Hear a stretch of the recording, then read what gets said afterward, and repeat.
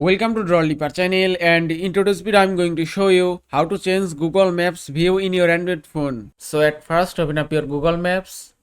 Now from here, if you want to change your Google Maps view, just tap on this icon and here it is. From here you can customize and change your Google Maps view. On the map type option, you can see three options: default, satellite and terrain. On the other hand, on the map details option, you can see 7 options: public transport, traffic, cycling, 3D, street view, wildfires and air quality. Now from here you can choose any option as you want. If you want to see your traffic view on the map, just select traffic from here.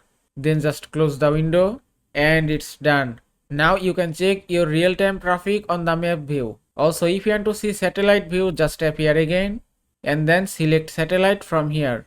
Then just close the window and it's done. Now you can see real-time satellite view on the maps. And that is how you can change Google Maps view in your Android phone. I hope this video was helpful. If it was, please give it a thumbs up and don't forget to subscribe.